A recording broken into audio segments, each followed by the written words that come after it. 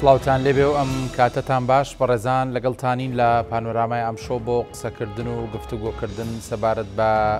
بابەتێکی دیکە لە هەمووتان ئاشکرایە کە دادگای فدراڵی عێراق لە ماوەکانی ڕابردوو زنجیرە بڕیارێکی لە بەرژەوەندی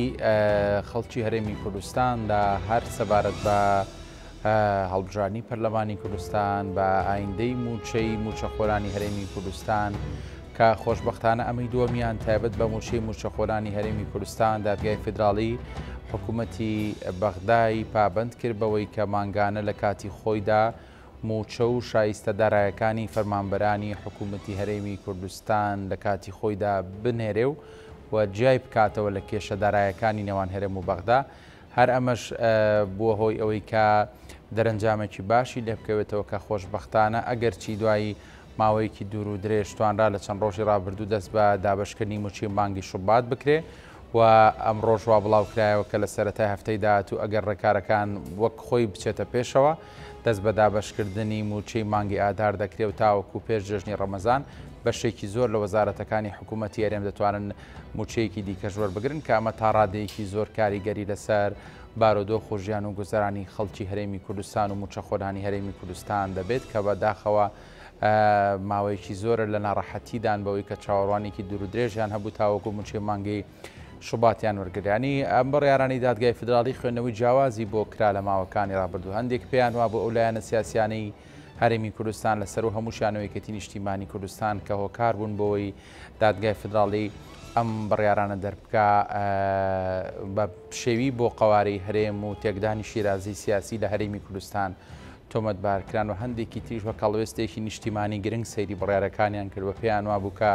یەکەتی نیشتیمانی کوردستان تا دو سات توانیدا کۆچی لە مافی موچەخۆرانی هەرێمی کوردستان بکە و بەرهەمەکەشی ئەوە بوو کە باسم کرد کە موچەی موچەخۆرانی هەرێمی کوردستان لەلایەن بەغداوە دابینکراوە دەمەوێت گفتوگۆی ئەم بابەتە بکەم داخۆ بڕیارەکانی دادگای فدراڵی و فشارەکانی یەکەتی نیشتیمانی کوردستان لەسەر حکوومەتی بەغدا و دادگای فدراڵی هەر بەڕاستی گرفت بوون یاخود مایەی تێکدانی شیرازی سیاسی هەرێمی کوردستان بوون یاخود بە پێچەوانەوە بووە سەرچاوی ژیان و ئاوەدانی بۆ خەڵکی هەرێمی کوردستان و سەر لە نوێ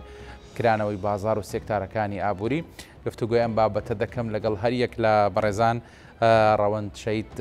غەریب هەڵەدنی کە لە ستۆدیۆ لەگەڵم دەبێت کاگڕەوەند بەخێر بێت سپاس بە ئامادەبوونی جەنابێ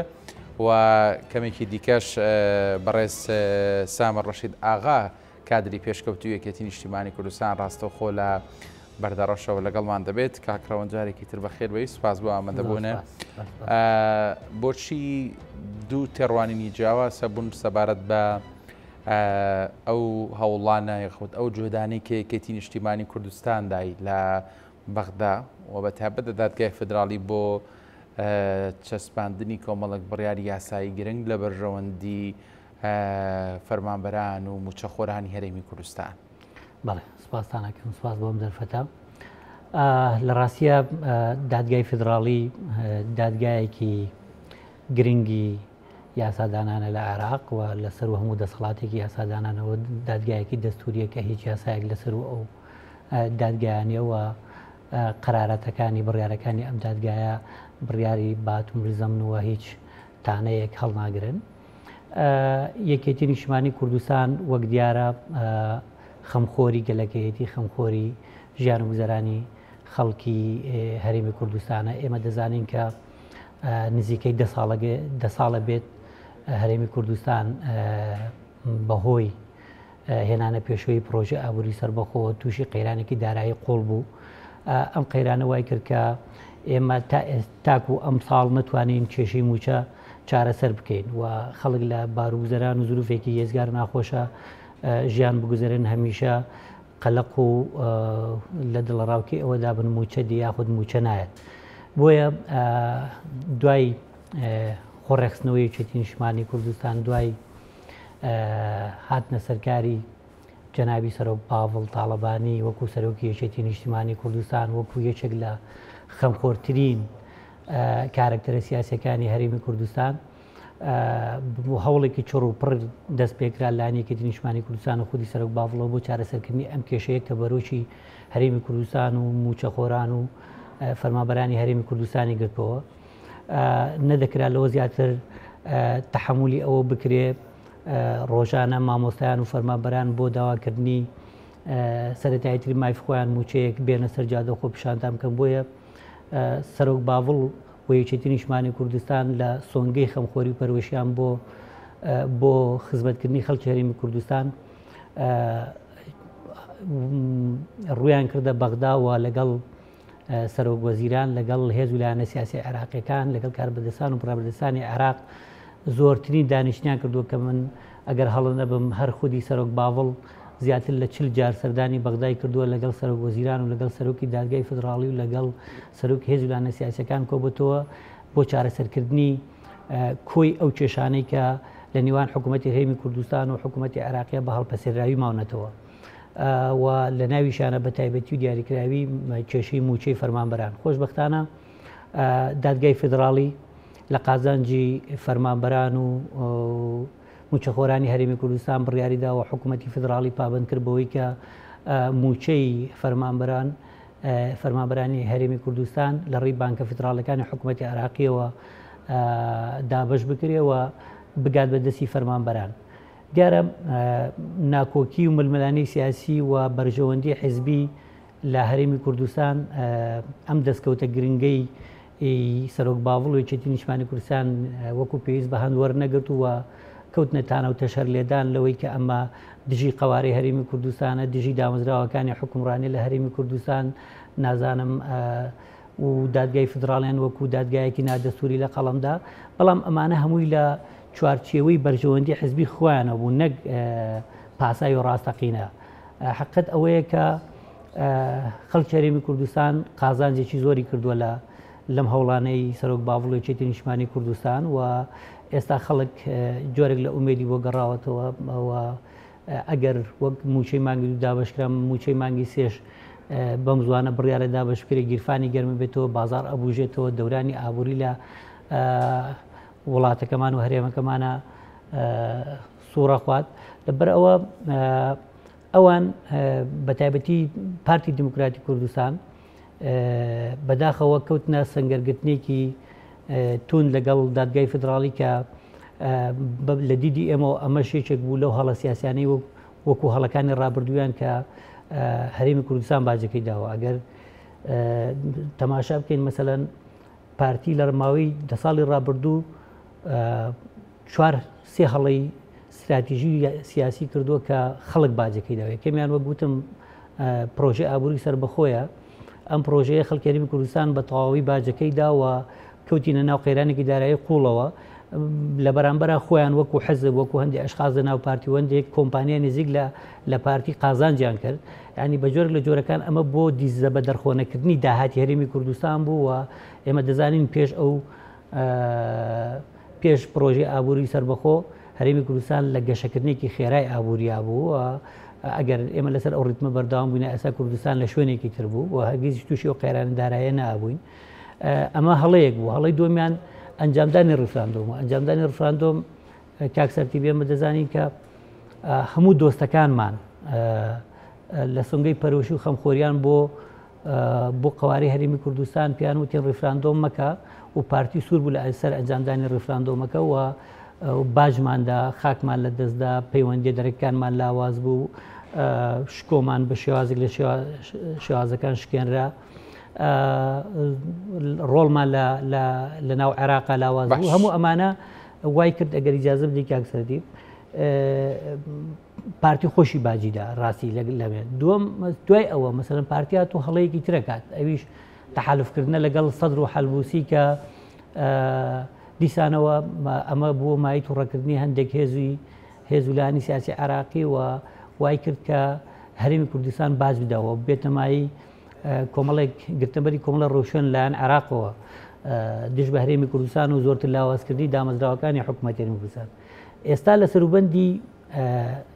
ئەنجامدانی هەڵەیەکە کە بڕوای من هیچی کەمتر نییە لە ڕیفراندۆم ئەگەر زیاتر نەبێت. ئەویش سەنگەرگرتنە لە دادگای فدراڵی کە باجەکەی زۆر قورسە بێ و هیوادارم کە پارتی لەم مەسلەیەدا بەخۆیان بچێتەوە و چۆن تاکو دوێنێ تانەوتەشەری لە ئێمە ئەدا ئەیوت هەوڵەکانی یەکێتی دژی قاواری هەرێمی کوردستانەوە ئێستاش ئەمڕۆ شانازیەکە بۆی کە وەکو دەستکەوتی خۆی بە خەڵکی هەرێمی کوردستانە فرێشێتەوە هیوادارین کە پابند بێ بۆ یاسا و قەرارانی دەستگای فدراڵیەوە بۆی خەڵکی هەرێمی کوردستان پشوێک بدە. باش دەگەڕێم وڵات کاکڕەوەند بەڕێزان جیا لە تەوەری پانۆراما وەک لەسەر شاشەی کورسات نیوز دەردەکەوێت کە گرژی و ئاڵۆزیەکانی چەند ڕۆژی ڕابردووی گوڵەخانە لە نێوان محەممەدی حاجی مەحموود لەگەڵ عەبدوڵای حاجی مەحموودی برای بەردەوامیان هەیەەوە بەداخەوە زانەریەکانەوە دەڵێن کە کەسێک گیانی لەدەستداوەیەکێک لەو بریندارانەی بۆی گرژی و ئاڵۆزیەکانەوە بریندار ببوو. دەمەوێت زانەری وەربگرم لە پەیامنێرمان سەلاح جەمیل لە گوڵەخانە لەسەر ئەم بابەتە. سەلاح دوازانیاری چییە ئەو کەسەی باز دەکرێت گیانی لەدەستداوە ینی زانەرێکە پشڕاست کراوەتەوە؟ سەرتیب جارێکی دیکە پێکدادانی چەکداری لە نێوان چەکدارەکانی محەممەدی حاجی مەحموود سەرۆکی حیزبی سۆسیال دیموکراتی کوردستان و عەبدوڵای برای ئەم ێوارە ڕوویدایەوە و بەپێی ئەو زانیاریانەی دەستێمەکەوتەوە بەپێی ئەو زانیاریانە کە لە خودی ئەو هێزە چەکدارەی کە پاسەوانی عەبدوڵای حاجی مەحموودن دەستێمە کەوتووە بە ئەربیجی و بە چەکی وەسەط و بە چەکی قورس لیان دراوە ێوارەی ئەمڕۆ و پێکدادانەکە پێکدادانێکی گەورە بووە ماوەیەکی زۆر شەڕ بووە. یەکێک لەو چەکدارانە بە ئێمەی ڕاگەیان سێ برینداریان هەیە و دۆخی بریندارەکانیان ئەو کاتە بە ئێمەی ڕاگەیان زۆر سەختە بۆیە کەمێک پێش ئێستا بە ئێمەیان ڕاگەیان کە یەکێک لە بریندارەکان فیشک بەرسەری کەوتووە یا فیشک بە ئێمە هەمووت بەرسەری کەوتووە بەڵام تاوەکو ئێستا تەندروستی بۆ ئێمەی ڕاست نەکرۆ بەڵام ئەوە هەیە فیشکی بەرکەوتووە لە بەهۆکاری ئەو جەنگەی ئێوارەوە گیانی لە دەستداوە و تەرمەکەی ڕەوانەی نەخۆشخانەی شەید شەوکەت لە قەزای سێ سادق کراوە تایبەت بەوەی کە ئەو کەسە کوڕی عەبدوڵای حاجی مەحموودە یاخود پاسەوان یا شۆفێرە وتیان کوڕەکە عەبدوڵای حاجی مەحموود نییە ئەوەی کە گەیشتووە پێدەچێت پاسەوان یا شۆفێری کوڕی عەبدوڵای حاجی مەحموود بێت و ئەوان ئێستا محاسەران هێزە ئەمنیەکان لەمە زیاتر ڕێگە بە ئێمە نادەن بڕۆینە پێشەوە. ئێرە دەقیقاً ڕێگای سەرەکی گوندی گوڵەخانەیە و سەیتەرەکەی گوڵەخانەیە بە تایبەت لەمە زیاتر ناتوانین ڕوبەڕووی خانۆکەی عەبدوڵای حاجی مەحموود بڕۆین کە لەولاترە و هەمووتیان لەبەرەوەی پێکدادان لە هەموو ئەگەرێکە ئەگەری سەرهەڵدانەوەی هەیە ڕەنگە هێرش بکرێتە سەر هەم خانۆکەی عەبدوڵای یاوان لە ناوەوە تەقە بکەن بۆیە لەبەر سەلامەتی گیانتان لێرە بمێنەوە یا بگەڕێنەوە. ئەوەنە هەیە لێرەدا ئەو هێزانەی ئەو چەکدارانەی محەممەدی حاجی مەحموود ێوارە دوای کۆنگرە ئەوەی کە ئێمە بینیمان بەشێکیان ڕۆشتونەتەوە ماڵیان نزیکە لەم گوندانەی ناوچەی شارە زورن ئێستا بەشێکی زۆریان گەڕانەوە و کە دەشگەڕێنەوە بە کامل چەک و بە کامل پێداویستی سەربازیەوە دەگەڕێنەوە ڕاستەوخۆ دەچن بۆ گوڵەخانە پەیوەندی بە فەرماندە و ئێسەکانی خۆیانەوە دەکەنەوە بەڵام هێزە ئەمنیەکان بەردەوام لێرەدا داوا لەو ئۆتۆمبیلانەیە دەکەن کە لە ئاڵەبجەوە دێت بەرەو گوڵەخانە لێرەوە بگەڕێتەوە ڕێگەیان پێنادەن لێرەوە بپەڕێنەوە بەرەو گوندی قەدەفەری و دەرەوەی گوندی قەرەفەری بەرەو قەزای سێ سادق بۆیە لەوە دەترسن کە پێکدادانی چەکداری زیاتر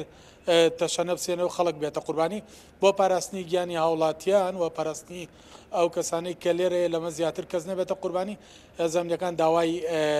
گەڕانەوەی ئۆتۆمبیل و شتانە دەکەن کە دێنێرە و ڕێگەش نادەن هیچ ئۆتۆمبیلێک بڕاتە سەرەوە بەرەو گوڵەخانە بۆ ئەوەی گرژی زیاتر دروست نەبێت ئەوەی کە تا ئێستا هەیە بەپێی ئەو وتانە کە لە پەیوەندیکی تەلەفۆنیدا ئێمە وەرمان گرتووە سێ بریندار لە هێزە چەکدارەکانی عەبدوڵای حاجی مەحموود هەیە بەڵام هیچ کەسێک بۆ ئێمەی پشتڕاست نەکردووە هیچ هەواڵێکمان بەدەست نەگەشتوە تاوەکو ئێستا کە لە هێزەکەی محەممەدی حاجی مەحموود یا بریندار هەیە یاخود کوژراوە هەیە تەنها ئەوە هەیە کوژراوێک لە هێزە چەکدارەکەی عەبدوڵای حاجی مەحموود هەیە و دوو برینداری دیکەش هەیە بە پێی وتەیەکی لە چەکدارەکان بەڵام لە هێزەکەی محەممەدی حاجی محمود تاو کۆستا هیچ زانیارێک نییە لەسەر ئایا برینداریان هەیە یاخودنا ئەگەر بیان بۆ یان ڕەنگە ئێستا بریندارەکە بگوازرێتەوە یا بۆ زۆر باشە خوورماڵ یا باتاتە نەخۆشخانەکانی هەڵەبجا. دەست خۆش سەلاح بۆ زانەرەکانت کە لەگەڵوان بی لە گوڵخانەوە بەرزان بەردەوامی لەگەڵتان لە پانۆراما بۆ قسەکردن لە سەرتەوەری بەرنامەکە دەبێت پشما لای بەڕێز سامە ڕەشید ئاغا کادری پێشکەوتوی یەکێتی نیشتیمانی کوردستان کە لەگەڵم دەبێت لە بەردەڕەشەوە کاک سوپاس بۆ ئەم دەرفەتی کە لەگەڵمان بوویت ئەو بڕیارانەی کە دادگای فیدرالی داوێتی لە بەرژەوەندی خەڵکی هەرێمی کوردستان خوێندنەوەی جیاوازی بۆ کرا بە بڕای جەنابەت وەک کادری یەکێتی نیشتیمانی کوردستان ینی یەکێتی نیشتیمانی کوردستان بە خەمی خەڵک و ژیان و گۆزەرانی خەڵکەوە بۆیان سەرچاوی دەرە دیمەنەکانمان ئەپسرای لەگەڵ کاک سامر هەوڵەدەین دواتر ئەم گرفتە چارەسەر بکەین لەگەڵ کاگڕەوەند بەردەوام بم کاگڕەوەند ببوورە دیارە گرفتێکی تەکنیکیمانە بوو باست لەوە کرد کە پێویستە پارتی دموکراتی کوردستان ئەنی بەهۆش خۆی دابێتەوە و هەوڵەدا هەڵەیەشی دیکەی مێژووی دووبارە بکاتەوە ئایا پارتی دموکراتی کوردستان ئەگەر لایەنەکانی دیکە تۆمەتبارەکە بۆی کە بوونەتە سەرچاوە بۆ تێکدانی شیرازەی سیاسی لە هەرێمی کوردستان خۆم هەوڵانی خۆشی کە ئێستا دەیدا دیسان سەرچاوێک نین بۆ تێکدانی شیرازەی هەرێمی کوردستان کتومە دوایە جارە پێشەوە بەداخەوەم بۆ ئەو ڕووداوی کە لە گوڵەخانە ڕوویداوە ڕاستی ئەوەیە کە پێڵم براکوژی ڕاستەقینە هیوادارم کە کێشەکە زوو بە زوو کۆتایی زیاتر کە سەقامگیری ئەم ناوچەیە و تێک نەچێ ئاساییش باقەرار بێ ئینشاءڵڵا. ڕاستیە یەکێک لە گرفت و کێشەکانی پارتی لە باری سایکۆلۆژی و بیری سیاسی ئەوەیە کە خۆی یەکسان کردو بە تەواوی بەرژەوەندەکان هەرێمی کوردستان ئەو پێی وایە شتێک کە بەرژەوەندی خۆیەتی بەرژەوەندی هەرێمی کوردستانەوە شتێک کە بەرژەوەندی خۆی نەبوو بەرژەوەندی هەرێمی کوردستانێکە ئەمە پێچەوانەکە ڕاستە پارتی بەشێکی بچووکە لە هەرێمی کوردستان هەمووی نییە و پارتی بۆ خۆی ئێستا بۆ بە سەرچاوی کێشە و گرفت بۆ حکومڕانی لە هەرێمی کوردستان بۆتە جۆرێک لە مایی ناسەقامگیری لە هەرێمی کوردستان بۆتە مایی لاوازکردنی دامەزراوەکانی حکومڕانی ڕێگە نادات خەریکە بربەست دروستەکە بۆ ئەوەی کە دامەزراوەکانی حکومڕانی لە هەرێمی کوردستان شەرعێت و ڕەوایەتی خەڵک وەربگرنەوە و هەڵبژاردن لە وادەی دیاریکراوی خۆیدا بکرێت ئەمە تەنها لەبەر ئەوەیە کە پارتی لە بەرژەوەندیان نییە لەم ساتە وەختەیە کە هەڵبژاردن بکرێت لە کاتێککە خۆمان نەزانین هەڵبژاردن چەند گرنگە بۆ پرۆسی دیموکراسی و ئێمە ناتوانین وێنای کۆمەلگایەکی دیموکراتی بکەین بەبێ هەڵبژاردنەوە بێزگەلوی هەڵبژاردنە بێتە مای بەهێزکردنی دامەزراوەکانی حکومڕانی و بەهێزبوونی دامەزراوەکانی حکومڕانیش لە مودەتی درێژخایان ئابێتە مایەی کامەڵبوونی دیموکراتیکە هێشتا بەداخەوە دیموکراسیت لە هەرێمی کوردستان ئەکرێ بڵێم لەرزۆکە یا ناتەواوە و ئێمە بێکار لەسەر ئەوە بکەین ئەم دیموکراسیەتە گەشە پێ بدەین و فراوانی بکەین و ڕێز لەو بەهایانە بگرین کە دۆستەکانمان یا سیستەمی سیاسی جیهانی باوەڕی پێێتی و هەر لەو ڕوانگەیەشەوە مەسەلەن ئومێدێکان لەسەر ئێمە هەڵچینیەوە ببینە کۆمەلگایەکی دموکراتی دامەزراوی نیشتیمانی سەر پێ بخەین بۆ خزمەتی خەڵکی خۆمان و بینە مایەی سەقامگیری لە ناوچەکەشە چونکە دوجار ئەم جۆرە بیرکردنەوەی پارتی وەڕێگیریکردن لە ئەنجامدانی هەڵبژاردن و ئەوە زیان بە قواری هەرێمی کوردستان ئەگەێنێ زیان بە پەیوەندیەکانمان لەگەڵ دنیای دەرەوە ئەگەێنێ زیان بە و سۆز و پشتیوانیە ئەگەێنێ کە هاوپەیمانان لەگەڵ ئێمە هەیەاندا زیان بۆ هاوکاریانە ئەگەێنێ کە هاوپەیمانان لەگەڵ پێشمەرگە و لەگەڵ خەڵکی کوردستان و دامەزراوەکانی ڕەوایی لە هەرێمی کوردستان ئەیکەن هەموو ئەمانە زیانی گەورن کە پارتی لێ بەرپرسیارە بەڕاستی و پارتی ینی چۆنەڵی تاکو ئێستا وا ڕاهاتووە کە هەرچیشی ود لە هەرێمی کوردستان هێز و لایەنە سیاسەکانی تریش بڵێم بەڵێ باش لە ڕابردووشە ئێمە بینیومانە مەسەلەن یەکێک لەو با بڵێن هەڵوێستانەی کە وای کرد خەڵک بە جۆرێک لە جۆرەکان لە یەکێتی دوور بکەوێتەوە یان نیگەران بێ لە یەکێتی ئەوە بۆ کە هەمیشە تۆمەتبار کراوە بۆی کە یەکێتی پاشکۆی سیاستەکانی پارتیە تەمانە بەش هۆکاری خۆی هەیە و ئێمە ئازانی لە ماوەی چەند ساڵی ڕابردوو یەکێتی بە چوو بار و زروفێکە تێپەڕیەوە بەڵام ڕەنگە زوش بێ بۆ ئەم قسەی من هەرگیزە و هەرگیز پارتی جارێکی تر ئەوە نبینێتەوە کە یەکێتی لە پشتیەوە بڕاتەوە یا یەکێتی تۆمەتبار بکرێ بەوەی کە پاشکۆی سیاسەتی پارتیە ئەمەش لەبەر دوژمنایەتی و ناکۆکی ناوخۆی نا لە ڕاستی ئێمە وەکو یەکێتی هێزێکی دیموکراتخوازی کە باوەڕمان بە ململانەیەکی دیموکراتیانی شەریفانە هەیە بەڵام جارێکی تر ئێمە بە دوعای پارتی ناڵێن ئامین ئەگەر لە قازانجی خەڵکی هەرێمی کوردستان نەبێ ئێمە سیاسەتەکەین لە پێناو بەرژەوەندەکانی خەڵکی هەرێمی کوردستان لە پێناو خزمەتکردنی خەڵکی خۆمان کە ئەم قسەیە دەیان جار لە کۆڕ و کۆبوونەوەکانە لە پانێڵ و دیدارەکانە جەنابی سەرۆک باڤڵ بیۆرانە جەختی لێ کردوێتەوە وتێتی وەرن با دەزە ناو دەست بین کێشەکانمان چارەسەر بکەین لە پێناو خزمەتی خەڵکی خۆمان هەر ئەوەشە وای کردو کە یەکێتی نیشتمانی کوردستان ڕووبکاتە بەغداوە لە بەغداوە هەوڵی چارەسەرکردنی کێشەکانی خەڵک بداوە وردە خەریکە ئەنجامەکەشی ئەنجامی هەوڵ و کۆشەکانی یەکێتی نیشتمانی کوردستان دەرەکەوێت زۆر باشە دەگەڕێ بۆ نات کاکڕەوەند کاک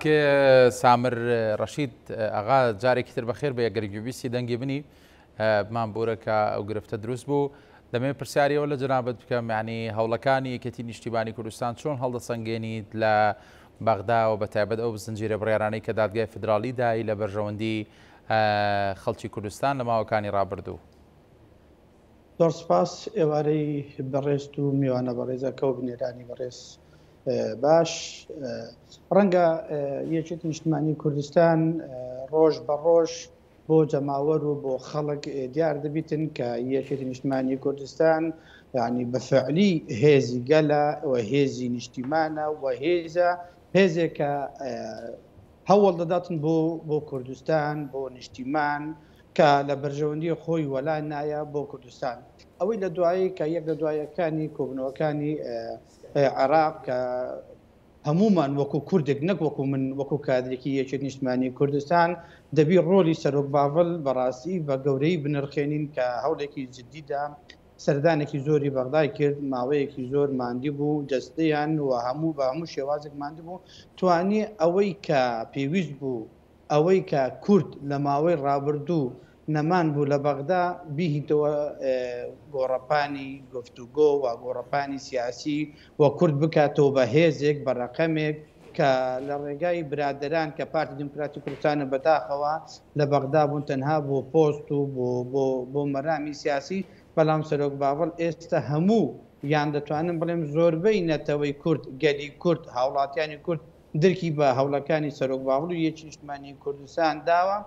کە بۆ بەرژەوەندی گەلەکەمانە و دەرئەنجامەکانیش وردە بۆمان دیار دەکەویتن کە ئەوەی کە هیمەتی بێکرد و هەوڵی پێدا ئەوەی کە ئێستا لە ڕاوکەی هاوڵاتیان و لایەنە سیاسیەکانی کوردی ئێمە نابێتن دەستی خۆمان بگرین و چاوەڕێی بڕیاردن ئەیە پارتی دیموکراتی کوردستان ڕازیە بەو هەوڵانەی کە کورد دەیوێتن ئێمە کورد هیمەتێکمان کردووە بە هەزاران شەهیدمان داوە خوێنمان ڕۆشتەوە ئەمڕۆکە کەسوکاری شەهیدان لەم بارودۆخە بێموچەنە ئەمڕۆکە لە سای ئەم حکوومەتە و ئەم کابینەی کە موچە ئێمە هۆکارین حکوومەتەکەمان هۆکارە موچە نایەتن قەیران هەیە گرفت هەیە ئەوەش دەبێتەوە لە سیاسەتێکی کە لە ڕقی سیاسەتێکی تاکڕەوانە کە یەکێتی نیشتیمانی کوردستان و تیمی حکوومەت تیمی یەکێتی لەنا حکوومەت دوورن و لەگەڵ ئەم بڕیارانە نینە ئەمڕۆکە حکوومەت بۆیە ئێمە وەکو یەکێتی نیشتیمانی کوردستان ئێمە ئەو هەوڵانە و ئەو هیمەتانی سەرۆک باڤڵ و یەکێتی نیشتیمانی کوردستان کە لە بەغدا نایەتی و هەموو لەگە هەموو لایەنە سیاسیەکانی عێراق کە هەنگاوی ناوە ئێمە هەمومان بە هاوڵاتیانەوە بە لایەنە سیاسیەکان گشت لایەنە سیاسیەکان لەگەل ئەو هەوڵانەی ناکە یەکێتی و سەرۆک باوەڵ نایەتی باشە کاک سامر تۆ دەڵێ یانی یەکێتی و گشت لایەنەکان لەگەڵ ئەو هەوڵانن بەس بۆچی پارتی دیموکراتی کوردستان ئەم هەوڵانە وەک خۆی نابینێەوە پێی وایە مزایداتی سیاسین و بۆ خۆڵکردن چاوی خەڵکە بۆ تێکدانی سەقامگیریە هەر ناوێکی دیکەی کە لێنە یعنی بۆ لای پارتی دیموکراتی کوردستان پێشەوانەکەی ڕاستە ئەمڕۆ گۆڕەپانی سیاسی لە هەرێمی کوردستان لە ڕێی ئەو شۆسال میدیاوە لە ڕۆی تلڤیزیۆنەکانەوە ئەمڕۆ کە هاوڵاتیان گەیشتە ئەو ڕاستیە یان گەیشتە ئەو ئاستەی کە لە هەموو شتێکەوە تێدەگاتن. ئێمە دەزانین هەواڵانی پارتی دیموکراتی کوردستان بۆ بەم بڕیارانەی کە دادگا دەیداتن یان بۆ ئەو هەنگاوانەی کە یەکێتی نیشتمانی کوردستان هەنگای بۆ ناوە قوبولیانی و ڕازینە. یەک لە هۆکارەکان ڕێژەیەک یان ژمارەیەکی زۆر دەنگدەری تەزویر یان دەنگدەری کە ئەسڵ و ئەساسی نییە ئەوە دەویتیان بێتەوە دەنگدان کە نسبەیەکی زۆر. ئەمە یەک. دوو، ئەو سیستەمی کە ئێستا لە عێراق کە خۆم لە هەڵبژاردننی ئەنجومەنی پارێزگاکانی عێراق خۆم چاودێریم دەکرد، ئەو بەو جیهازەی ئێستا یەک لایەنە سیاسی بە یەکێتی نیشتمانی کوردستانەوە بە هەموو لایەنەکانی کوردی و بگرە بە لایەنە عەرەبیەکانیش نەیانتوانین لە ئەنجومەنی پارێزگاکان یەک تەزویر بکەن. ئەم سیستەمە ئەو جارە لە عێراق جێبەجێ دەبیتن. ئەمەش یەکە لە هۆکارەکان کە ڕێگری هزار لە ملیۆن هزار لە هزار ڕێگری تەزویر داتن. ئەمە یەکە لە هۆکارەکان کە پارتی دیموکراتی کوردستان پێ ناڕەحەتە. هۆکارێکی تر ئەم بازنانە کە حەقی هەموو پارێزگای وەکو خۆی دایتەوە یان هۆکاری لە هەموو سەرێکی تر 11% کە هەموو حزبەکان هەموو جارێک دەچوونە گۆڕەپان 11% دوڕاون ئەو 11 کورسیە کە هیچ پەیوەندی بە پێکاتەکان نەبوو. ئەمە تەنها ئەندام و لایەنگرانی بگرە پلەداری ئەگەر تورکمانە ئەگەر ئەوەی پلەداری لەق بوون کارگێڕی لەق بوون نێونەرایەتی پێکاتەکان کرد. ئەم 11% هۆکارێکی ترە بگرە. هۆکاری دووەمیش ئەوەی کە دادگای فێدرالی کە دەیداتن سەبارەت بە موچە خۆران. من حەز دەکەم لە ڕێی شاشە بەڕێزەکەتانەوە بۆ هەموو بینەران بڵێم بۆ موچە ئەگەر لە بەغداوە بێتن حرامە یان مەترسی لەسەر قەوەرەیە نەخێر. کۆمەڵێک سەرکردایەتیمان هەیە لەسەر ئاستی باڵا لە ناو پارتی دیموکراتی کوردستان و لە ناو یەکێتی نیشتمانی کوردستان و بەگرە لە شەخصی یەکەمی حزبەکانیش موچەیان لە بەغدایە. بەڵام فەرمانبەرێک یان فەرمانبەرێکی ئاسایی ئەگەر موچە لە بەغدا وەربگریتن حرامە یان قەوارە تێک دەچێتن. ئایا بۆ بە سەرکردایەتیەکان بە وەزیرەکانی کورد لە عێراق بە پەرلەمانتارەکانی کورد لە عێراق بەو سەرکردە بەڕێزانەی کە ئێستا موچە لە عێراق وەرلەگرن ڕاستەوخۆ بەکی کارتێک وەرلەگرن ئەمە قەوارەی هەرێم بەوان تێک ناچن. بۆیە کۆمەڵێک هۆکاری ترە پارتی دیموکراتی کوردستان ئەمڕۆکە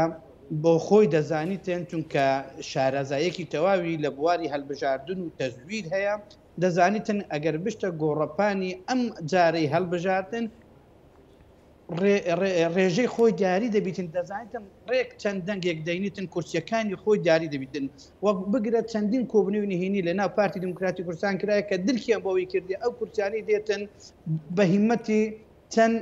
چەند هۆکارێک یان چەند ڕێکارێکی کە خۆیان و هەموو هاوڵاتیان دەزانن. ئێمە وەکو یەکێتی نیشتمانی کوردستان هەموو جارێک هاوارمان دەکرد دەنگمان بەردەکردەوە ئێمە لەگە ئەوەی داینە هەڵبژاردنێکی پاک و تەمیز و بێگەرد بکرێتن هەڵبژاردنێک بێت کوردی سووری کوردی ئیرانی کوردی تورکی هێزی ڕۆژی زێڕەڤانی هەڵبژاردنێک بە سەفتە وەرەقە تێ نەکرێتن هەڵبژاردنێک سەربازێک پێشمەرگێک 10,000 و 20,000 و 100,000 دەنگ نەداتن هەڵبژاردنێک بیتن هەرکەس و قیمەت و قودرە و مەکانەتی خۆی لە کوردستان بزانیتن. ئێمە وەکو یەکێتی نیشتمانی کوردستان ئەم جارە دەڵێن دەیبینەوە کابرنەوەکەمان بەو دڵنیاوە ئێمە حزبی شەهیدانین حزبی تێکۆشەرانین حزبێکین کە متمانەمان بە ئەوە هەیە دەنگدەری خۆمان دەنگمان پێدا دەنگی ڕاستەقینەی خۆمان بۆ بەڵام برادەرانی پارتی دیموکراتی کوردستان چەند ساڵە چەند هەڵبژاردنە ئەوان دەنگە ڕاستەقینەکەی خۆیان وەکو خۆیان تایبەت بە خۆیان دەیانزانی چەندە بەڵام وەکو کورسی وەکو ئەوە زیاتر بوو. ئەمە لەلایەکی تر لەلایەکی دەبیتن هەموو لایەنە سیاسیەکان ئەگەر ئێمە دیموکراسی بینووە ئەگەر ئێمە لە نۆتویە کەوتاک و ئێستا باسی دیموکراسی یان پاشکۆ دیموکراسی لە حزبەکەمان بیتن دەبی درک بەوەش بکەین لە گۆڕەپانی سیاسی هەردەم سەرکەوتن نیە. ئێمە وەکو یەکێتی نیشتمانی کوردستان یەکێک لە هەڵبژاردنەکان کورسیمان کەم کردو و دەرئەنجامیش هاتنە سەر شاشەکان و چەندین بەرپرسمان هاتە گۆڕین و درکمان بەوەی کرد کە ئێمە هەڵا بووینە لە هەنگاوەکانمان و بە ڕوحێکی فراوان و بە ڕوحێکی سیاسی وەلمانگرت و هەڵبژاردنێک لە زۆر باشە کاک سامر سەرکەوتوو بین. زۆر باشە دەگەڕێم وڵات کاکڕەوەند لە قسەکانی پێشتر تا باس لەوە کرد کە جارێکی دیکە یەکێتی نیشتیمانی کوردستان نابێ بە پاشکوێ پارتی و پارتی چاوەڕێیەوە نەکاکە یەکێتی نیشتیمانی کوردستان بەڵێ بۆ بکا لە شتێکدا کە باوەڕی پێی نییە. هەر ئەمێ ئەوە بکەم بۆ پرسیارانی خەڵک بەڕاستیەوە پرسیاری جدەیە لای کەیەکەتی نیشتیمانی کوردستان لە ماوەی ڕابردوودا بە درێژایی ئەو فترەیە ئەنی هەڵوێستەکانی جێگی دڵخۆشی خەڵک بوون و بە جۆرێکی تر یەکێتی لەبەری خەڵک بووە لەبەرەی ناڕازی و ئەوانە بووە کە داواکاریان هەیە کە مافیان پێشێل کرا بەڵام لەگەڵەوەشە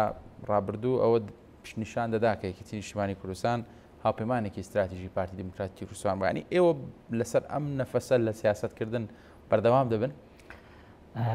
بێگومان هەمومان دەزانین کە لە ڕابردووە یەکێتی نیشتیمانی کوردستان دەرگیری کۆمەڵێک کێشەوگیر و گرفتی ناوخۆی بووە خۆی بە بەرپرسیاری زانیوە لە بەرامبەر پاراستنی قواری هەرێمی کوردستان لە بەرامبەر پاراستنی دەستکەوتەکان و گەشە پێدانیان لە بەرامبەر پاراستنی حکوومەتی هەرێمی کوردستان هەر بۆیە زۆر جار سازشی لە بەرژەوەندێت حزبەکانی خۆی کردووە بۆ لە پێناو بەرژەوەندی هەرێمی کوردستانەوە نەویستووە هەندێک کێشەوگیر و گرفت دروستکە بێتەمایی قوڵترکردنەوەی قەیرانەکانی هەرێمی کوردستان. بەڵام لە ڕاستیە ئێمە جەنابی سەرۆک باوەڵ لە پیرمام فەرمووی لەمە دوای یەکێتی وسکوت نابێ، یەکێتی هێزە و یەکێتی خوێنی شەیدە و یەکێتی مێژووە هەموو شتێک وەکو خۆی وەڵامە درێتەوە و لە هەموو ئەو کێشە و گرگرفتانەی هاتوونەتە پێشەوە یەکێتی نیشتیمانی کوردستان لەسەر دەستی جەنابی سەرۆکە بە ڕێزەکەی سەرۆک باوەڵ توانیوێتی سیاسەتێکی سربەخۆیانە کە لە خزمەتی بەرژەوەندە گشتەکانی خەڵک بووە پێڕۆ بکە. هەر ئەمە شەوای کردووە کە خەڵک ئەوانەی بەتایبەتی ئەوانەی کە لەسەر مەسلەی هەڵوێستی سیاسی یەکێتی لە یەکێتی دوورکەوت بوون نەتوانی گەران بوون ئێستا ئاش ببنەوە ئومێدێکی زۆرتریان بە یەکێتی هەبێەوە پیانوا بە هەر یەکێتی دەتوانێت کە پارێزگاری لە ماف و دەستکەوتەکانیان بکەوە. لە ڕاستیە ئێمە پارتی دوو هێزی جیاوازی دوو هێزین بیرکردنەوەمان ڕوانینی سیاسیمان جیاوازە فەلسەفەی سیاسیمان جیاوازە و ئێمە باوەڕمان بەوەیە کە بە شێوازێکی دیموکراتیانە کێشەکانمان یەکلا بکەینەوە نەک بە شێوازی ناکۆکی و شەڕ و توند و تیژی. هەرگیز ئێمە بیر لە کارێکی وەها ناکەینەوە چونکە ئێمە دەزانین کە ئەمە زیانەکەی بۆ خەڵکی کوردستان و قواری هەرێمی کوردستان چەندە زۆرەوە خۆشمان بە بەرپرسیار دەزانین لە بابەتەوە هەرگیز ئەوە بەڵام هەرگیزە و هەرگیز جارێکی تر دووبارەیەکەمەوە یەکێتی نیشتیمانی کوردستان هەرگیزە و هەرگیز نابێتە پاشکۆی سیاسەتی پارتیەوە سیاسەتی سربەخۆیانی خۆی لە هەرێمی کوردستان و لە عێراقا جێبەجێ ئەکاوە ئەو سیاستش سیاستێکی کە لە خزمەتی بەرژەوەندە گشتەکانی خەڵکی کوردستان هەیە. کاکڕەوە لە سەردەمانێکدا کە پارتی دموکراتی کوردستان سەرقاڵی دروستکردنی هاوپەیمانی بوو لەگەڵ سەدرەکان و لەگەڵ محەممەد حەلبوسی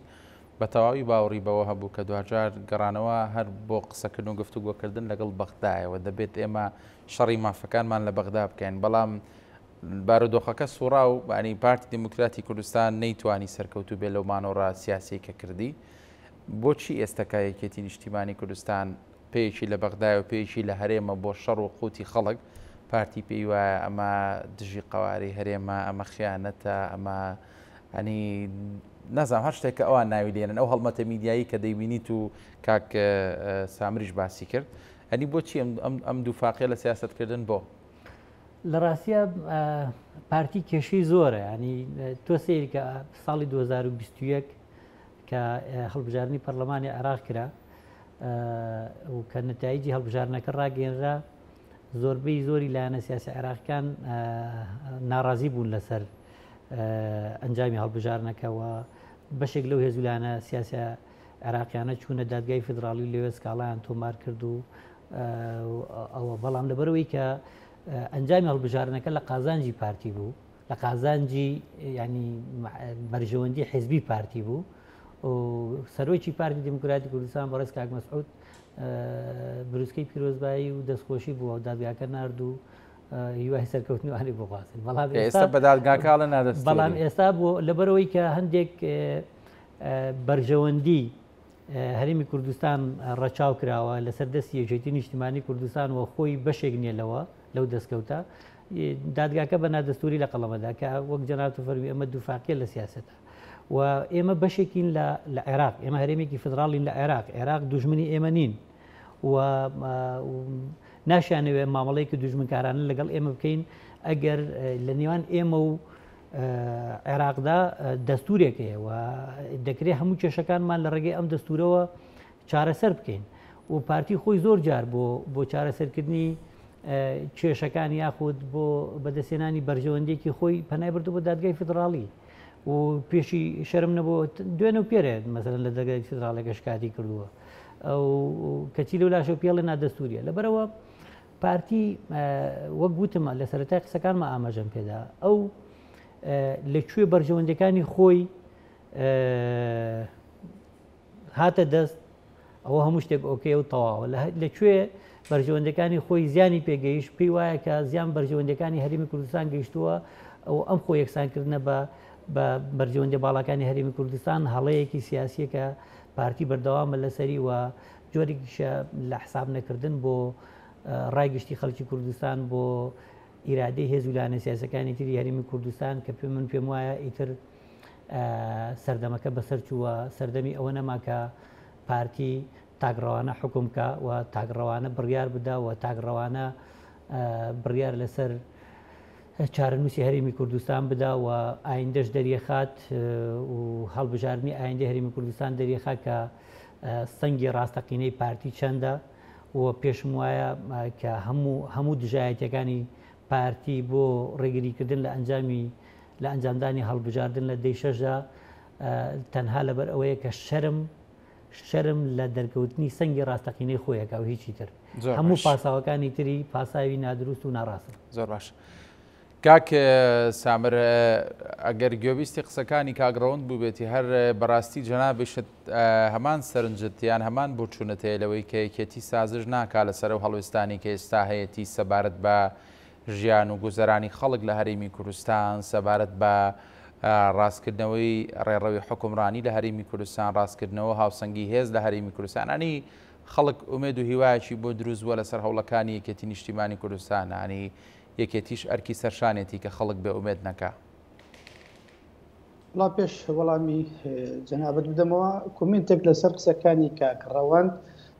کاکڕەوەند کە دەڵێتن یەکێتی ناتە پاشکۆی هیچ لایەنێکی سیاسی بگرە پارتی دموکراتی کوردستان من دەمێ ئەوە بۆ جەنابتان وە بۆ بینەرانیش ڕوون بکەمەوە کە لە ماوەی ڕابردوو یەکێتی نیشتیمانی کوردستان کە زۆر دەنگۆ هەبوو بۆ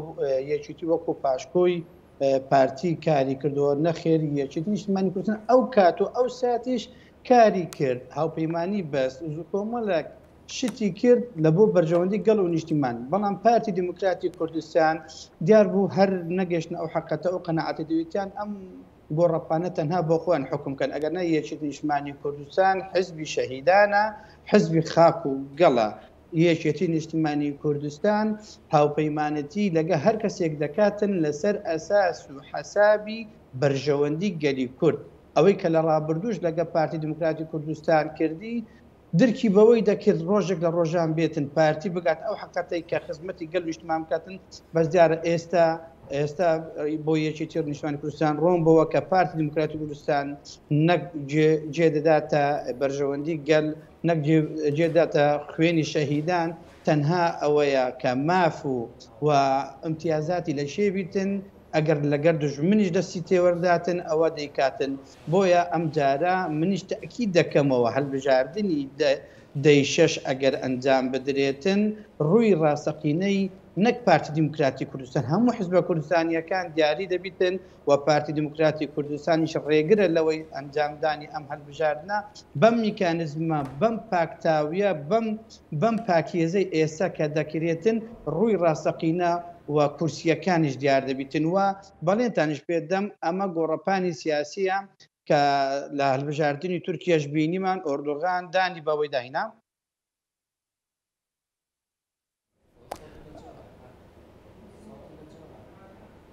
کاک سامر دارە ئەوەی کە بۆ خەڵک گرنگە وەک جەنابیشت ئاماژەت پێدا کە یەکێتی نیشتیمانی کوردستان بەو شێوازی کە جەنابەت دەڵێ بەردەوام بێت و ئەگەر لە ڕابردووشدا کارێکی کرد بێیان سازشێکی کرد بێ بۆ بەرژەوەندی خەڵک بۆی ئارامی سیاسی لە هەرێمی کوردستان تێک نەچێت. ئێستش گەرنتی ئەوە دەدەن کە هەوڵەکانی ئێوە بەو ئاراستەیە کە ئارامی سیاسی هەرێمی کوردستان تێک نەچێت و بگرە باشتر بێ. یەکێتی نیشتیمانی کوردستان مێژوویەکە وەڵامێکە بۆ بۆ جەنابەت کە لە ڕابردوو بۆ گەل و نیشتیمان ژمارەیەک سەرکردەی شەهید داوە.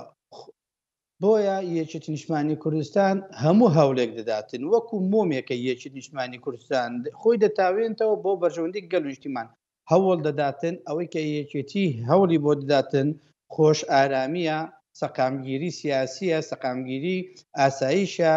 خۆشگوزەرانی هاوڵاتیانە، دابینکردنی موچەیە، ئەوەی کە یەکێتی دەیداتن ئامادەیە سازش لەسەر بەرژەوەندیەکانی خۆی هەموو شتێکی بەرژەوەندی یەکێتی وەلا بنێتن، بەڵام دەست بۆ هەر کەسێک بیتن ئامادەیە، بەڵام بە مەرجێک بۆ بەرژەوەندی خاک و نیشتیمان و هاوڵاتیان بتن. ئەوە ئێستا کە دەگوزرێتن 6 مانگە موچە نەهاتیە. ئەمن ئەو ڕژانەیە من بۆ بیرهاتنەوەیەک کە یەکێک بووین لەو کەسانەی کە بەتەمەی موژدەی سەرۆکی حکوومەت بووین، سەرۆکی حکوومەت کە تا بەیانی خەڵکانێکی زۆر خەوی لێ نەکەوت بوو بەتەما بوون ئایا موژدەی سەرۆکی حکوومەت بۆ ئیستیقلالی کوردستانە یان بۆ نەوت لە بەرژەوەندی کورد بیتن. دواتر موژدەکەمان ببتە ئایا ئەگەر پێمان دەڵێ ئەگەر موچە لە بەغدا بێتن ئێمە موچە دابەش دەکەین. ئەمە مژدانەکەی ئێمە بوو، ئەمە مژدانەکەی حکوومەتەکەمان بوو. بۆیە تاکو ئێرە هاوڵاتیان بۆ بەرژەوەندی گەل و نیشتیمان تەحملیان کرد. هاوڵاتیانش ئێستا گۆڕەپانی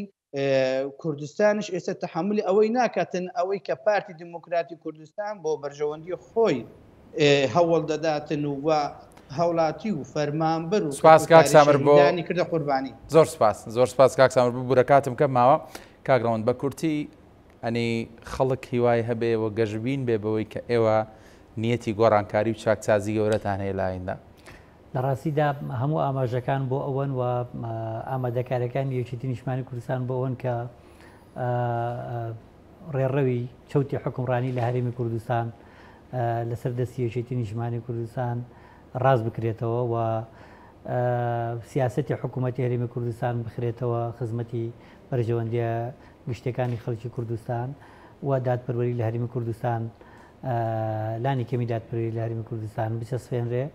یاسا سەروەر بێ و هەمیشە کە جەنابی سەرۆک باڤڵ بڕیاری دەرکردووە لە ناو حیزبا کە هەمووان پابند بن بە یاسا و بە سەروەری یاسا و هەر کەسێک لە هەر ئاست و پلۆپایەکی شابێت یاسا پێشەل بکات تووشی سزای حزبی ئەبێتەوە. ئێمە خەڵکی هەرێمی کوردستان دڵنیاکەینەوە لە هەڵبژارنی ئایندا حکومڕانی ئەم هەرێمە یەکێتی نیشتیمانی کوردستانە و یەکێتی وەک هەمیشە وەک مێژوەکەی وەک ڕابردووەکەی بە پاکی بە دڵسۆزی خزمەتی هەرێمی کوردستان و خەڵکەکەیەکە. زۆر سپاس بۆ پەڕێز ڕەوەند شەهید غەریب هەڵەدنی وەک چاودێری سیاسی لە ستۆدیۆ لەگەڵ مامۆی بەخێربەی. سپاس بە سەرنجەکانە، سپاس بۆ سامر ڕەشید ئاغا کادری پێشکەوتوو یەکێتی نیشتیمانی کوردستان لە بەردەڕەشەوە لەگەڵ مامۆی بوو. پانۆرامەتان پێشکەش کرا، هەر شاد و بەختەوەر بێت.